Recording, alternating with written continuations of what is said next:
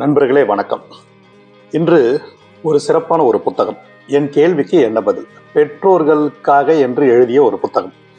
பெற்றோர்கள் கேள்வி கேட்கிறாங்க, மகாத்ரேயா பதில் சொல்றார். அதுல என்னுடைய மகனை ஒரு சான்றோனாக, ஒரு நல்லவனாக, ஒரு பெரியவனாக ஆக்குவதற்கு என்ன மாதிரியான நான் கோட்பாடுகளை பின்பற்ற வேண்டும் என்கிற ஒரு கேள்வி. அதுல ஒரு சொல்லக்கூடிய பகுதியில ஒரு சில பகுதி மட்டும் நான் உங்களுக்கு சொல்றேன். என்னுடைய அப்பா சொல்வாரு, என்னுடைய அண்ணன் இப்படி செய்வாரு, என்னுடைய அம்மா இப்படி செய்வாங்க என்று அடிக்கடி ஒரு பேட்டியில, எல்லா பேட்டிகளிலும் சச்சின் தெண்டுல்கர் சொல்வதை நாம் பார்த்திருக்கிறோம். அப்போ அவருடைய வெற்றிக்கு பின்னாடி இந்த உறவுகள் தான் இருக்கு. இரண்டாவது, யுவராஜ் சிங் கேன்சர்ல இருந்து மீண்டு வராரு. வரும்பொழுது அவர் கேட்கிறாங்க, எப்படி நீங்க மீண்டீங்க என்று கேட்கிற போது அவர் சொல்லக்கூடிய ஒரே ஒரு சொல், என்னை விட, என் மன வலிமையை விட என்னுடைய அம்மாவுடைய மன வலிமை தான் என்னை மீட்டது என்று சொல்கிறார். இதெல்லாம் ஒரு பகுதி. ஆனால் கிட்டத்தட்ட நம்மளுடைய தேசத்தையே வடிவமைத்தது பெற்றோர்கள் தான் சொல்லக்கூடிய நிகழ்வுகள் கூட சிலது இருக்கோ என்று நம்ம நினைக்கிறோம். ஏன்னு கேட்டீங்கன்னா, ஒரு தந்தை சொல்றாரு, ஒரு கடினமான காலகட்டத்தில் 2 வழிகள் தான் இருக்கு. ஒன்று கடினமான வழி, ஆனால் குறைவான எண்ணிக்கையிலான மக்கள் இருப்பாங்க.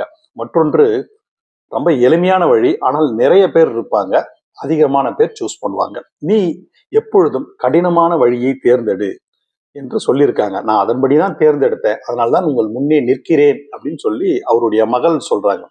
அவருடைய மகள் யாருன்னா, இந்தியாவினுடைய இரும்பு பெண்மணி என்று சொல்லப்பட்ட இந்திரா காந்தி அவர்கள். அப்போ முன்னால் ஒரு இரும்பு பெண்மணி என்று சொல்லக்கூடிய மிகப்பெரிய ஒரு ஆளுமையான ஒரு பிரதமரை உருவாக்கியது ஒரு தந்தையினுடைய வழிகாட்டுதல், தந்தையினுடைய ஒரு சொல். இது மட்டுமல்ல, நம்முடைய தேச தந்தை ஒரு முறை குறிப்பிடுறாரு, நான் லண்டனில் இருந்தபோது மது அருந்தவில்லை, புலால் உண்ணவில்லை, தீய பழக்கங்களில் ஈடுபடவில்லை. இதுதான் என்னுடைய ஒழுக்கத்தை, என்னுடைய கேரக்டரை டிசைன் பண்ணது.